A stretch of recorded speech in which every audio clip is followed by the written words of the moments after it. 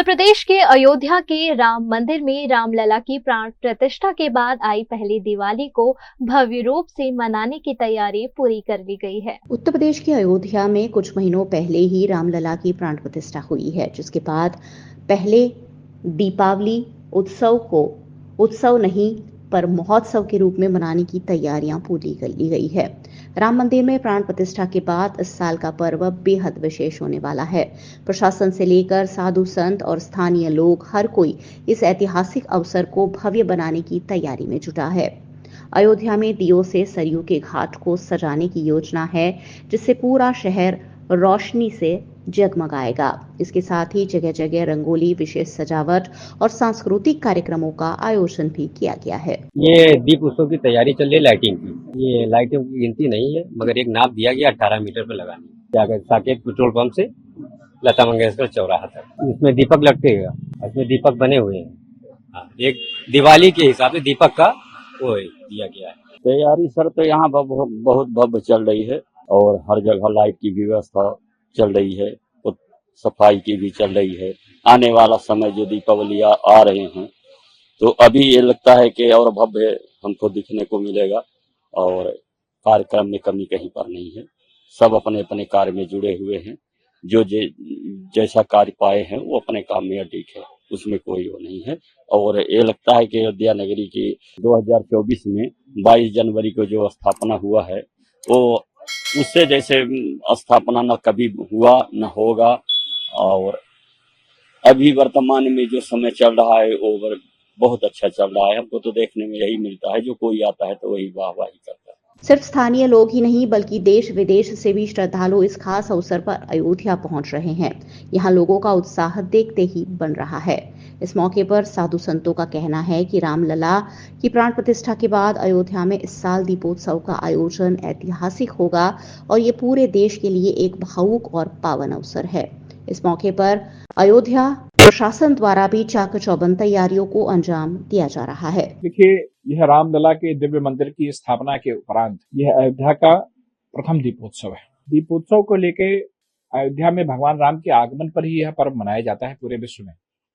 तो अयोध्या में दीपोत्सव को लेके वैसे भी उत्साह रहता है, लेकिन इस बार का दीपोत्सव चूंकि खास है और अयोध्या में विश्व रिकॉर्ड बनाने की तैयारी हो रही है। अयोध्या नगर निगम स्वच्छता को लेकर, साफ और प्रकाश को लेकर कहीं कोई किसी को असुविधा न हो, इस दृष्टिकोण से लगातार इस पे कार्य कर रहा है और एक दिव्य और भव्य दीपोत्सव अयोध्या में संपन्न होगा, जिसको सुगमता से संपन्न कराने के लिए अयोध्या नगर निगम कटिबद्ध है और वह अपनी सभी व्यवस्थाओं को दुरुस्त करके अयोध्या महानगर वासियों को ही नहीं, यहाँ पर आने वाले सभी श्रद्धालुओं को और दीपोत्सव में भाग लेने वाले सभी लोगों को एक सुखद अनुभव कराने के लिए कटिबद्ध है और ऐसा करके हम लोग देंगे। लाइट्स की भी जहां तक बात है, साफ सफाई की जहां तक बात है, रंग रोगन की जहां तक बात है, अयोध्या जब से राम मंदिर की स्थापना हुई है, हम लोगों ने नित्य स्वच्छता और इन सब चीजों का एक मानदंड बना के रखा है और दीपोत्सव में भी हम लोग इन सारी चीजों को करेंगे और अभी तैयारियां सब शुरू हो गई हैं। आदरणीय मुख्यमंत्री योगी आदित्यनाथ जी के नेतृत्व में हम एक भव्य दीपोत्सव अयोध्या में मनाने जा रहे हैं। तो अयोध्या में इस बार की दीपावली खास होने वाली है। अयोध्या की भूमि पर इस ऐतिहासिक आयोजन में आस्था और श्रद्धा का हर रंग, हर दीप एक नई आशा का प्रतीक बनेगा और VNM टीवी पर अयोध्या में मनाई जाने वाली दीपावली की हर तस्वीर आप घर बैठे देख पाएंगे। दिवाली की छुट्टियों में बस यात्रियों को सुविधा देने के लिए सूरत में 10 नई वॉल्वो बस को हरी झंडी दिखाई गई है। गुजरात के सूरत में VR मॉल निकट से 10 नई वॉल्वो बस का लोकार्पण किया गया है। केंद्रीय कैबिनेट मंत्री CR पाटिल, राज्य परिवहन मंत्री हर्ष संघवी और वन पर्यावरण राज्य मंत्री मुकेश पटेल के हाथों इन बसों का लोकार्पण किया गया। बस में सवारी करने वाले यात्रियों को सुविधा देने के निर्धार के साथ किया गया है। इस सुपर डिलक्स वॉल्वो में अलग अलग सुविधाएं मुहैया कराई गई है, जिससे यात्रियों को अच्छी सुविधा मिल सके। खुद हर्ष संघवी और मुकेश पटेल ने भारतीय जनता पार्टी के कार्यकर्ताओं के साथ वॉल्वो की सवारी भी की। इस बस में ऐसी फायर सेफ्टी लगाई गई है जो सिर्फ सबमरीन में देखने मिलती है। ऐसे में बस में आग जैसी दुर्घटना में यात्रियों की सुरक्षा के लिए ये विशेष व्यवस्था तैयार की गई है।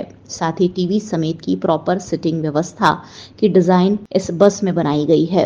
साथ ही बस में सवारी करने वाले यात्री भी बस को साफ स्वच्छ रखे, ऐसा आह्वान लोगों से किया गया है।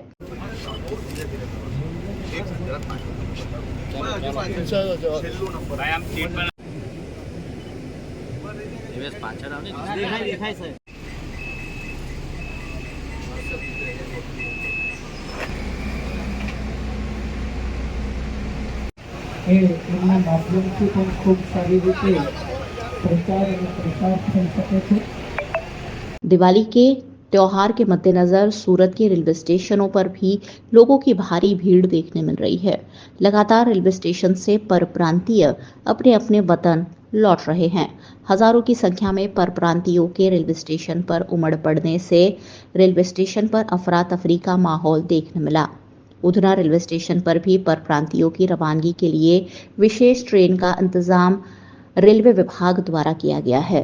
लाखों की संख्या में परप्रांतीय इन दिनों अपने वतन लौट रहे हैं। ऐसे में सूरत रेलवे स्टेशन और उधना रेलवे स्टेशन पर हजारों लोगों की भीड़ एक साथ देखने मिल रही है। गुजरात के वडोदरा में बड़ौदा फुटबॉल एकेडमी द्वारा मेगा ऑक्शन का आयोजन किया गया। बड़ौदा फुटबॉल एकेडमी द्वारा वडोदरा में हर साल वडोदरा फुटबॉल लीग का आयोजन किया जाता है।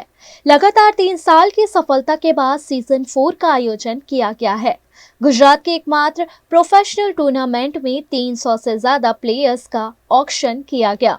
वडोदरा फुटबॉल लीग में 60 टीमें खेलेंगी, जिसमें विजेताओं को ट्रॉफी और नगद इनाम भी दिए जाएंगे। नीलामी में टीम खरीदने वालों में Parul university, seal for life industry, Farmson pharmaceutical Gujarat private limited, Amod taping private limited, Chemcon speciality chemical limited, सिलियर technologies limited, Atlas transformers India limited की टीम शामिल रही।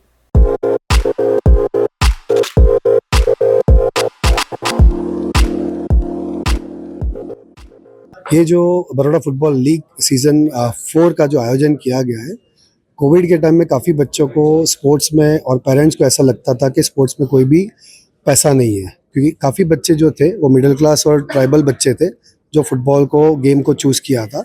जैसा क्रिकेट में काफ़ी पैसा है वैसा फुटबॉल में नहीं था, तो हमारा एक ड्रीम था और ड्रीम को सक्सेस करने के लिए काफ़ी सारे ऑनर्स है, जो 7 ऑनर्स ने हमें सपोर्ट दिया और एक फ्रेंचाइजी ऑनरशिप लिया। ये टूर्नामेंट का आयोजन जो किया गया सीजन 4 का, उसमें कम से कम 1000 से ऊपर बच्चा है ट्रायल्स के लिए और ऑल ओवर इंडिया से बच्चा है, जिसमें मणिपुर है, सूरत है, राजकोट है, MP है, UP है, बॉम्बे है और बड़ौदा से भी काफ़ी सारे बच्चा है टूर्नामेंट का फेज़ 1 और फेज़ 2 में ट्रायल्स के लिए, जिसमें से 250 प्लस बच्चों का ऑक्शन में सिलेक्शन हुआ है। ये ऑक्शन में सीनियर एज कैटेगरी में टोटल 12 प्लेयर को सिलेक्ट किया जाएगा हर टीम का, और उसमें से 1,25,000 रुपये हर एक ऑनर को परचेज करने के लिए दिया गया है। Same 75,000 rupees junior age category में 12 बॉयज़ एंड 2 गर्ल्स को परचेज करने के लिए दिया गया है। ये टूर्नामेंट का सबसे बेस्ट पार्ट ये है कि इसमें अर्बन प्लेयर्स भी है, ट्राइबल भी है और स्पेशल नीड्स चिल्ड्रन भी है। कोई भी जो लेवल पे फुटबॉल खेलते हैं, तो बड़ौदा में कभी भी ऐसा नहीं हुआ है कि प्रोफेशनल फुटबॉल आया है, तो बड़ौदा फुटबॉल एकेडमी ने एक पहली बार कोशिश की थी, जिसको इस सीजन 4 तक हम सक्सेसफुली ले जा सके हैं। बड़ौदा फुटबॉल लीग है, जैसे कि IPL होता है क्रिकेट के लिए, ऐसा ये बड़ौदा में फुटबॉल की लीग है और 7 ओनर्स है, 7 ओनर्स की टीम है और हर एक टीम में 12 प्लेयर्स हमको ये ऑक्शन में खरीदने होते हैं और वो 12 प्लेयर से टीम बनानी होती है और पूरा लीग स्टेज होगा। लीग स्टेज के बाद नॉकआउट होगा और एक विनर डिक्लेयर होगा और इसमें सिर्फ प्लेयर्स तो सभी है, ओपन कैटेगरी है और एक जूनियर कैटेगरी है, जूनियर अंडर 15 का है। और जो ओपन कैटेगरी में है उसमें 5 प्लेयर ओपन लेने के कोई भी एज के हो सकते हैं, अंडर 21 के लेने और अंडर 17 के लेने, तो सबको अपॉर्चुनिटी मिलेगी। और उसके ऊपर से डिसेबल लोग के लिए भी अपॉर्चुनिटी दी है और ये तरीके से, तो it is a good CSR opportunity as well, तो हर तरीके से ये बेनिफिट कर रहा है। गुजरात के वडोदरा के पारंपरिक गरबा को हमेशा के लिए जीवंत रखने के प्रयास के भागरूप रडकार परफॉर्मिंग आर्ट्स सेंटर में एक विशेष आयोजन किया। गुजरात स्टेट संगीत नाटक अकादमी के सहयोग से वडोदरा के रणकार परफॉर्मिंग आर्ट्स सेंटर द्वारा कल्चरल हेरिटेज संजोने पारंपरिक गरबा का आयोजन किया गया। कारेली बाग के लाल बहादुर शास्त्री विद्यालय में आयोजित इस कार्यक्रम में शामिल सभी लोगों ने पारंपरिक गरबा खेलते हुए वडोदरा के ट्रेडिशन को आगे बढ़ाया। इस कार्यक्रम का समूचा आयोजन गुजरात के गौरव पुरस्कार विजेता वडोदरा के आर्टिस्ट पारुल पटेल द्वारा किया गया। कृष्ण भगवान आल्या द्वारिकाने काही कृष्ण भगवान आल्या द्वारिकाने काही लिधोरे मणिया पावेश हे होवे होवे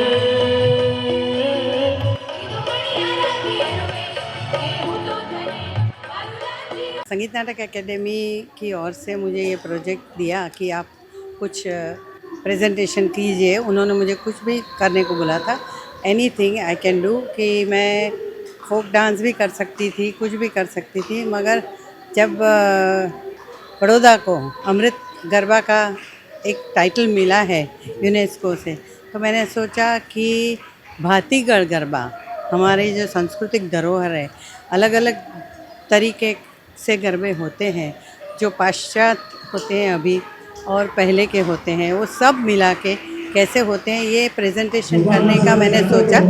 और ये भातीगढ़ गरबा प्रेजेंट किया। उसके 3 शो किए, तीनों में अलग अलग गरबे हमने किए। लोग बोलते हैं कि ताली चपटी क्या है, ताली चपटी का महत्व क्या है, कॉस्ट्यूम का महत्व क्या है, एक्शन का महत्व क्या है, पुराने गरबे कैसे होते थे, कितने पहाड़ी आवाज़ वाले, कोई इंस्ट्रूमेंट नहीं, कोई माइक सिस्टम नहीं, और कैसे गाते थे, ये सब ध्यान में रख के मैंने ये सब गरबे किए कि हमारी धरोहर आज के लोगों तक पहुँचे, आज के बच्चों तक पहुँचे। और यहाँ मैंने 3 ग्रुप के बच्चों को भी लिया है। जो लास्ट छोटा वाला ग्रुप है वो 8th और 9th स्टैंडर्ड का है। उन्हें भी इतना मज़ा आया, उनको पता ही नहीं था कि ये गरबे ऐसे होते हैं। એસી જોઈએ કે રેફ્રિજરેટર, વોશિંગ મશીન જોઈએ કે એલઈડી ટીવી, બધું જ એક જ છત નીચે જો બેસ્ટ ઓફર્સ અને બેસ્ટ સર્વિસીસ સાથે જોઈતું હોય તો આવો Himanshu sales. Visit Himanshu Sales, House of AC, Electronics and Home Appliances, Vadodara, Surat, Halol and Lunawada, or call 98253 11157.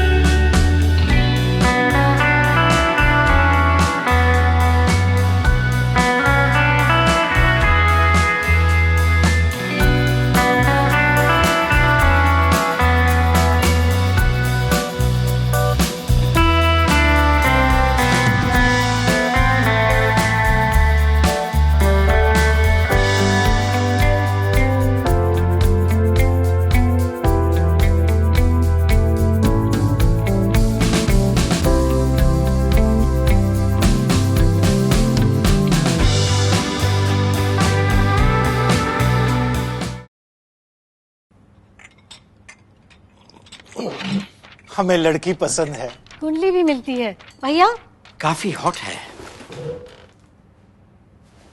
कोने कोने में हवा नहीं पहुंच रही। Switch to RR signature Broadway fans with curve plates जो हवा पहुंचाए कोने कोने में। Feeling like a wow.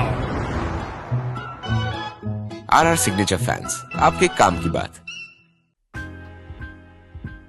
Welcome to Courtyard Palladium. 3 BHK large size apartments જ્યાં તમને મળશે એક grand living room with an amazing view, સાથે એક comfortable dining area, a perfect kitchen for your perfect family. Now 3 bedrooms નો પહેલો bedroom with an amazing balcony view.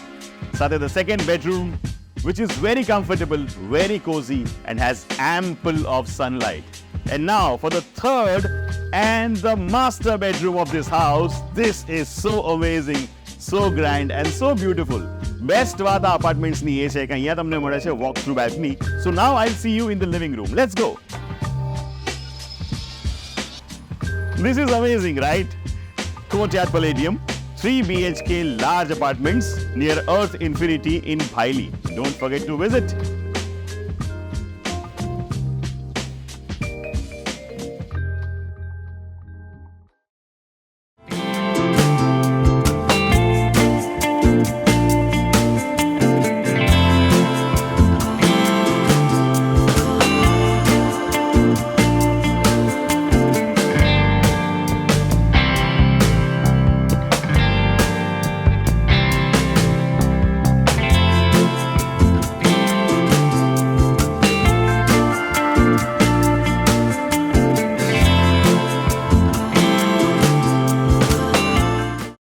Tata advance system plant के लोकार्पण के साथ वडोदरा के इतिहास में एक और पन्ना जुड़ गया है।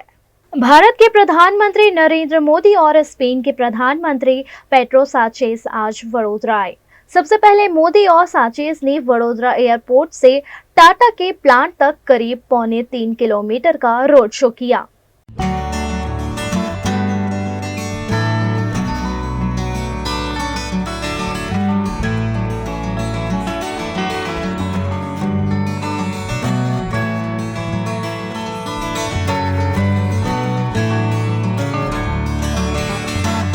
इसके बाद दोनों नेताओं ने C-295 सैन्य विमान के निर्माण के लिए टाटा एयरबेस की असेंबली यूनिट का उद्घाटन किया। एयरबस असेंबली उद्घाटन के बाद मोदी ने कहा कि हमने नए रास्ते पर चलना तय किया, नए लक्ष्य तय किए, इसका नतीजा सबके सामने है। पॉसिबिलिटी को प्रॉस्पेरिटी में बदलने के लिए सही प्लान और सही पार्टनरशिप का होना जरूरी है।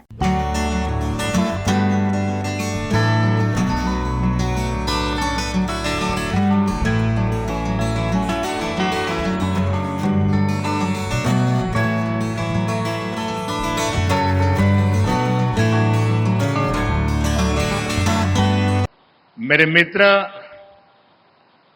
पेड्रो साnchez जी के उनकी पहली भारत की यात्रा है। आज से हम भारत और स्पेन की पार्टनरशिप को नई दिशा दे रहे हैं। हम C-295 ट्रांसपोर्ट एयरक्राफ्ट के प्रोडक्शन की फैक्ट्री का शुभारंभ कर रहे हैं। ये फैक्ट्री भारत स्पेन संबंधों को मजबूती देने के साथ ही make in India, make for the world इस मिशन को भी सशक्त करने वाली है। मैं एयरबस और टाटा की पूरी टीम को बहुत बहुत शुभकामनाएं देता हूं। कुछ समय पहले ही हमने देश के महान सपूत रतन टाटा जी को खोया है। रतन टाटा जी आज अगर हमारे बीच होते तो शायद सर्वाधिक खुशी उनको मिलती, लेकिन उनकी आत्मा जहां भी होगी वो आज प्रसन्नता का अनुभव करते होंगे। साथियों, C-295 एयरक्राफ्ट की फैक्ट्री नए भारत के नए वर्क कल्चर की उसको भी रिफ्लेक्ट करती है। आज किसी भी योजना के आइडिया से लेकर एजुकेशन तक भारत किस स्पीड से काम कर रहा है ये यहां दिखाई देता है। 2 साल पहले अक्टूबर महीने में इस फैक्ट्री का निर्माण शुरू हुआ।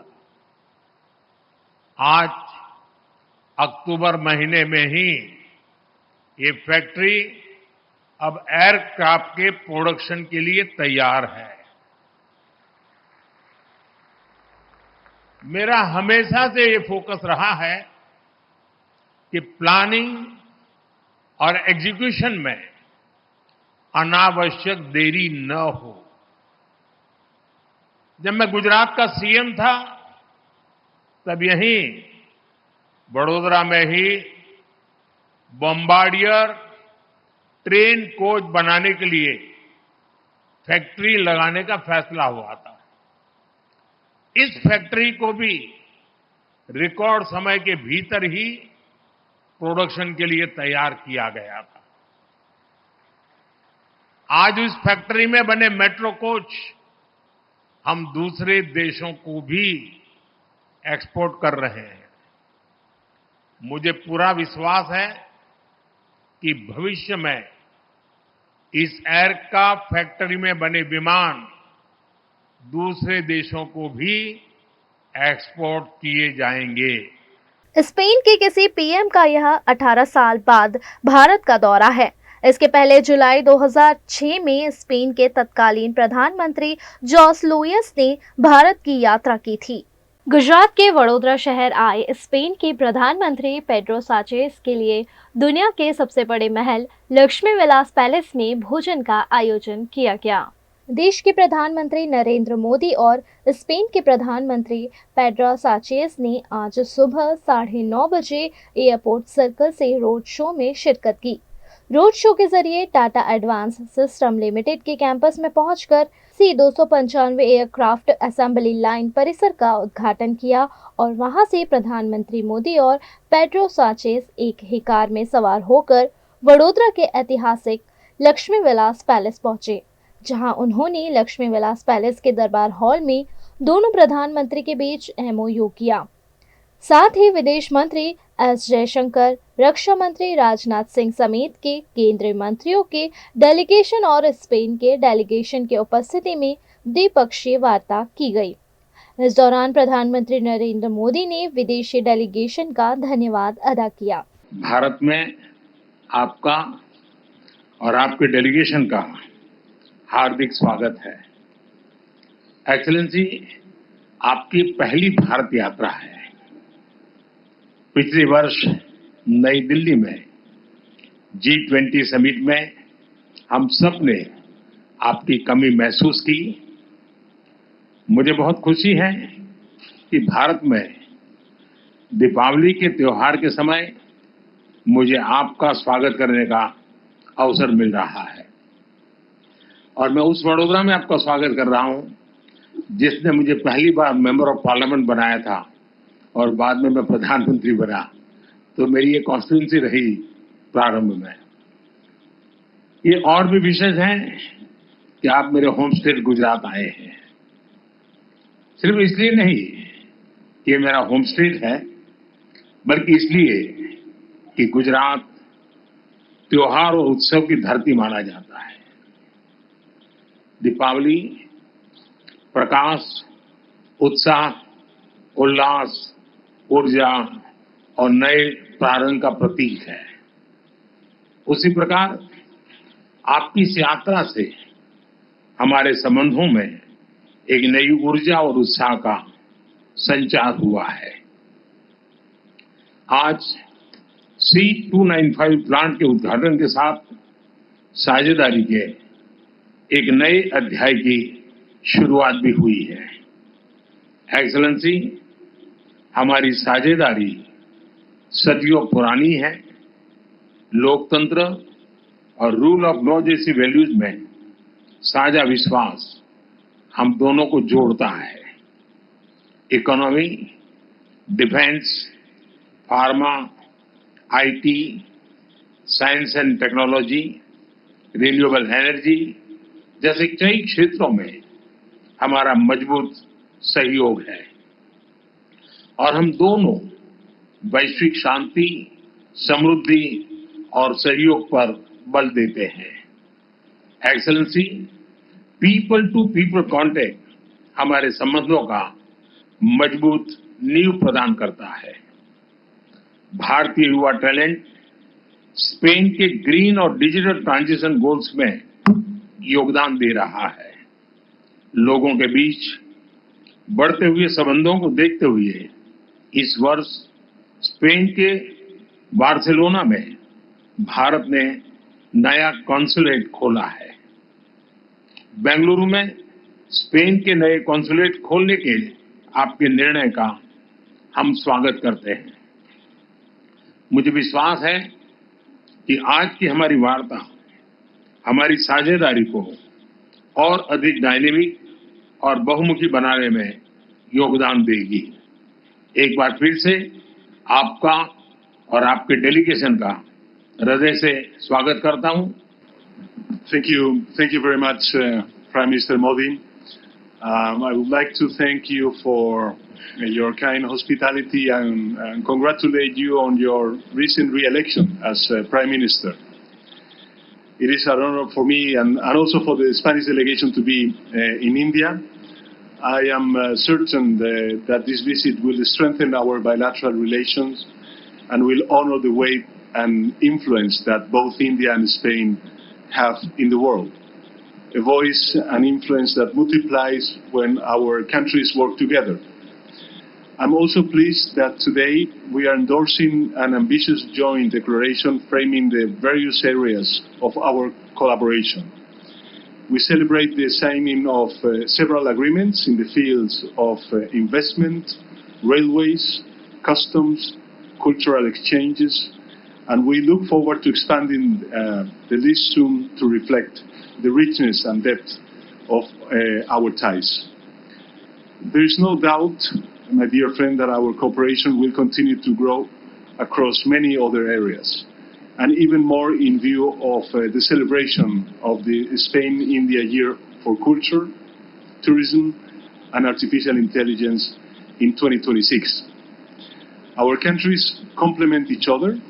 India plays a prominent role not only in the Indo-Pacific but also in the wider geopolitical context. Spain maintains privileged relations with Latin America, historic ties in the Middle East, increased presence in Africa, and is a leading voice in the European Union. This geopolitical framework offers many opportunities for our countries to reach different regions and develop closer and more productive relations. India and Spain also share many goals, in particular strengthening the multilateral order and preserving peace and democracy worldwide. We are fully committed to working together on those goals. We face many challenges that can only be addressed in a concerted manner. The climate emergency, the fight against poverty and inequality require the effort and political will of all international actors. India's influence and leadership is essential to confront these issues, and so is Spain's commitment and determination. So, Prime Minister Modi, we look forward to continue advancing our great cooperation. Thank you very much. Gujarat के राजकोट में महानगर पालिका द्वारा Diwali carnival का आयोजन किया गया है, जिसमें अलग अलग इवेंट के साथ खूबसूरत सजावट भी की गई है। राजकोट को इन दिनों दुल्हन जैसे सजा दिया गया है। राजकोट एक ऐसा शहर है जहां त्योहार अलग ही अंदाज में मनाया जाता है। दिवाली के उपलक्ष्य में राजकोट महानगर पालिका ने खास दिवाली कार्निवल शुरू किया है, जो 31 अक्टूबर तक चलेगा। कार्निवल को राजकोट के सांसद पुरुषोत्तम रूपाला के हाथों शुरू करवाया गया। यहाँ आकर्षक थीम बेस लाइटिंग की डेकोरेशन की गई है। रेस कोर्स रिंग रोड के आसपास अलग अलग लाइटिंग का डेकोरेशन आकर्षण में बढ़ोतरी कर रहा है। वहीं अलग अलग सर्कल को भी सुंदर रूप से सजा दिया गया है। 31 तारीख तक यहाँ लेजर शो का आयोजन किया गया है, जो लोगों में काफी आकर्षण का केंद्र बन रहा है। रंगोली प्रतियोगिता जैसी अलग अलग प्रतियोगिताओं के आयोजन में भी लोग खुशी खुशी शिरकत कर रहे हैं। દિવાળી કાર્નિવલનો શુભારંભ થઈ રહ્યો છે। 27 તારીખથી શરૂ કરીને 31 તારીખ સુધી દિવાળી કાર્નિવલનો આજે અમારા રાજકોટ ભારતીય જનતા પાર્ટીના માનનીય સાંસદ સભ્ય શ્રી રૂપાલા સાહેબના હસ્તે આ કાર્નિવલનો શુભારંભ કરવા જઈ રહ્યા છીએ। અમે ભારતીય જનતા પાર્ટીના મહાનગરપાલિકાના શાસકોએ 2017 થી આ કાર્નિવલની શરૂઆત કરી હતી અને રાજકોટના નગરજનોએ આ કાર્નિવલને ખૂબ વધાવી લીધો છે। તો આ રાજકોટ મહાનગરપાલિકા વતી રાજકોટના નગરજનોને મારું હાર્દિક નિમંત્રણ છે। આજથી શરૂ કરીને 31 તારીખ સુધી રોજ સાંજે 6:30 શરૂ કરીને રાત્રે 12 વાગ્યા સુધીનો આ કાર્નિવલ રહેવાનો છે। આમાં આતશબાજી ધનતેરસે થશે માધવરાવ સિંધિયા ક્રિકેટ સ્ટેડિયમની અંદર, અને દુબઈ જેવો ભવ્યથી ભવ્ય લેસર શો બહુમાળી ભવન સર્કલની અંદર પણ 3 દિવસ થવાનો છે। આપના માધ્યમથી રાજકોટના રંગીલા રાજકોટના નગરજનોને મારું હાર્દિક નિમંત્રણ છે કે આપ સૌ પરિવાર સાથે પધારો અને આનંદ કરો. રાજકોટ મહાનગરપાલિકા દ્વારા દિવાળીના ઉત્સવને અનુલક્ષીને રાજકોટના રેસકોર્સ ખાતે દિવાળી ઉત્સવ પ્રારંભ કર્યો છે.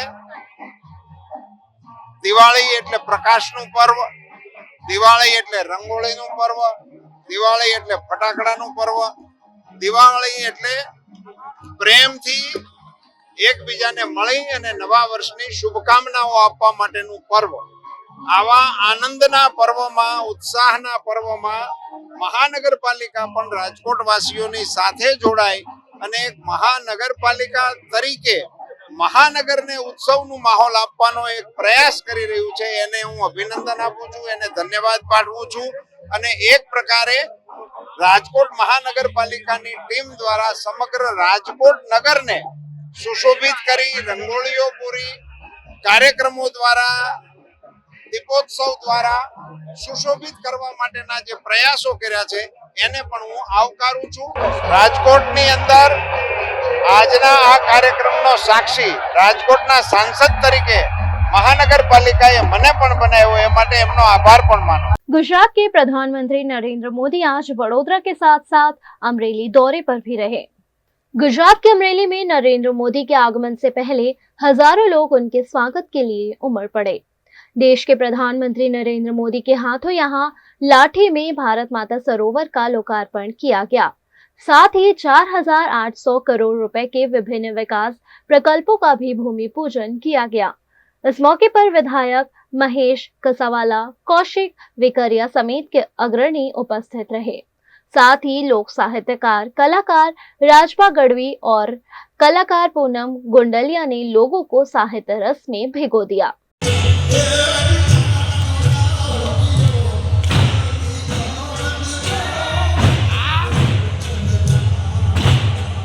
એસએસસી વડાપ્રધાન આદરણીય મોદી સાહેબ જ્યારે અમરેલીની ધરતી પર પધાર્યા છે ત્યારે અમરેલી જિલ્લાની જનતા વતી અમરેલીમાં નરેન્દ્રભાઈ મોદી સાહેબનું હાર્દિક સ્વાગત કરું છું.